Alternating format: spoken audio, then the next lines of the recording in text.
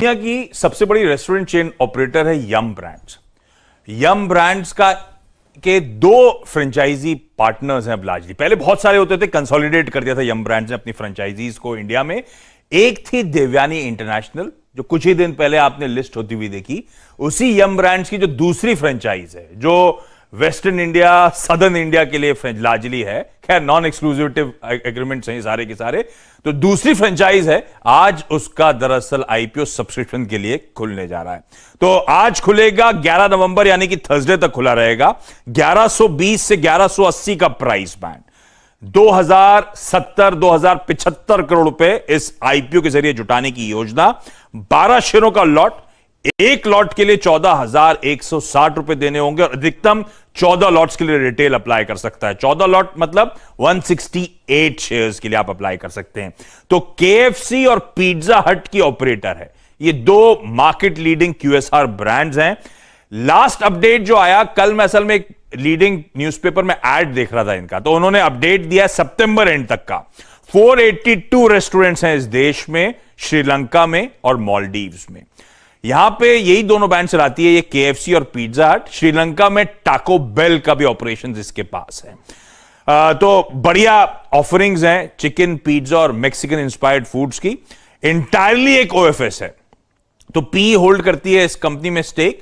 जो current promoters हैं, 60% का स्टेक है इस आईपीओ के बाद। अगर सक्सेसफुल रहा ये आईपीओ तो रिड्यूस होकर 49.97% पे आपको इनका स्टेक पहुंचता हुआ नजर आएगा। फाइनेंशियल्स आपकी स्क्रीन पर आएंगे। FY 19, 20, 21 के FY 21 में 1100 करोड़ का टॉप लाइन और इस कंपनी ने क्लॉक करा था ऑलमोस्ट 100 करोड़ के आसपास का घाटा, लेकिन इबिटा पॉजिटिव थी। 12.2% के इबिटा मार्जिन्स इस कंपनी ने क्लॉक करे। ये है आज की ऑफरिंग सफायर फूड्स, और पेटीएम का आईपीओ का आज डे 2 होगा। तो ये कंपनी भी लॉस मेकिंग है? लॉस मेकिंग है। तो जैसे आशीष जी ने बताया, कंपनी केएफसी, पिज्जा हट इंडिया में ऑपरेट करती है एंड टैको बेल श्रीलंका में ऑपरेट करती है। सो इस पे मारवाड़ी शेयर्स एंड फाइनेंस का एक सब्सक्राइब का व्यू है फॉर लॉन्ग टर्म। कुछ रीजंस है, मैं आपको बताता हूँ। इंडस्ट्री स्पेसिफिक भी है as well as company specific भी है। अगर हम लोग कंपनी का वर्टिकल्स की बात करेंगे तो केएफसी जो कंपनी ऑपरेट करती है, अगर देखा जाए अराउंड 58% कंपनी का रेवेन्यू केएफसी से आता है और ऑपरेटिंग प्रॉफिट अराउंड 62% आता है। सो केएफसी में मेरे को लगता है कंपनी का अच्छा आगे ग्रोथ रह सकता है, बिकॉज जैसे आशीष जी ने बताया अराउंड 50 to 60% जो कंट्री का पॉपुलेशन है, जहां जहां पे स्टेट्स में ये इनके आउटलेट्स है, वहां पे अराउंड 40% नॉन वेजिटेरियन पॉपुलेशन है। सो केएफसी जैसे चिकन का एक ब्रांड है, इंडिया का नंबर 1 ब्रांड है। हम लोग अगर मॉल्स वगैरह में जाते हैं तो हमेशा देखते हैं कि केएफसी पे अच्छा खासा यूज रहता है। तो केएफसी में अच्छा ग्रोथ एक्सपेक्ट कर रहे हैं हम लोग, जिसकी वजह से ये अच्छा लग रहा है ये company for the long term. अगर पिज्जा हट की बात करेंगे, सो अभी पिज्जा हट में हम लोगों ने पहले देखा था 2-3 years बैक, पिज्जा हट वॉज एक्सपेंसिव देन डोमिनोज। सो अभी बट लास्ट 2-3 years से कंपनी ने अपने प्राइसेस कम किए हैं एंड कॉम्पिटिटर्स को मैच किया है। सो कंपनी का मार्केट शेयर भी थोड़ा इंक्रीज हुआ है एंड डाइनिंग स्टार्ट हो गया है। और द बेस्ट पार्ट इस कंपनी में मेरे को ये लगता है कि जो मैनेजमेंट का जो स्ट्रेटेजी है ओमनी चैनल्स का, which is delivery, dining as well as take away, उसमें कंपनी ने पूरा फोकस कर दिया है। एंड जो इनके जो स्टोर साइज थे वो कंपनी ने अभी रिड्यूस कर दिए हैं। एज पर company around 30 to 40% store size reduce किए हैं। उसकी वजह से 17 to 18% इनका मार्जिन्स में इनका पैसा बच रहा है और वो कैपेक्स में इंक्रीज होगा। सो ये एक पॉजिटिव रहेगा एंड कंपनी आगे जाके अपना स्टोर भी एक्सपांड करने की प्लानिंग कर रही है। सो ये 3-4 रीजंस है जिसकी वजह से ये कंपनी को हम लोग देख सकते हैं for the long term view. अगर वैल्यूएशन वाइज भी देखेंगे, सो अगर देवयानी से कंपेयर करेंगे तो price to sales wise reasonable valuations है।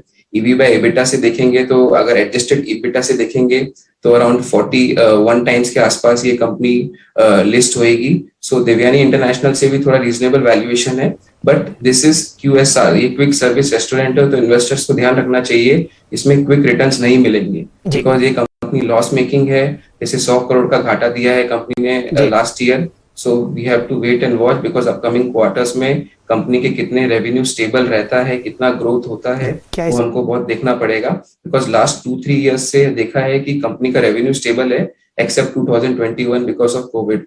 बट जिस हिसाब से ये एक ऑर्गेनाइज सेक्टर है और कोविड के बाद मोस्टली सब ऑर्गेनाइज सेक्टर के थ्रू फूड्स प्रेफर कर रहे हैं, सो वी एक्सपेक्ट कि ये कंपनी एक पॉजिटिव रहेगा लॉन्ग टर्म के हिसाब से। सो इन्वेस्टर्स को लॉन्ग टर्म के हिसाब से इन्वेस्ट करना चाहिए। द फायर फूड्स आपको आईपीओ प्राइस के नीचे मिलता है लिस्टिंग के पास और लिस्टिंग के अगले हफ्ते के आसपास, तो कौन सा एक ऐसा जोन होगा जहां पर आप दिल खोलकर खरीदारी करेंगे? देखिए सफायर फूड्स में देखेंगे, अगर लिस्टिंग के दिन ये अगर नीचे खुलता है या उसके बाद भी नीचे खुलता है तो 1000 और 1050 के बीच में अगर ये स्टॉक मिलता है तो इस पे इन्वेस्टर्स को इन्वेस्ट करना चाहिए लॉन्ग टर्म के हिसाब से, तो ये लेवल अच्छा रहेगा। लाइक और शेयर ठोक दीजिए, महाकाल का दबा के लाइक और शेयर ठोक दीजिए, 5000 लौटे दिख जाना चाहिए। पूरा साल मेहनत करता हूं आपके लिए बेटा, ऐसा नहीं चलेगा, ऐसा नहीं चलेगा। लाइक ठोकी दबा के।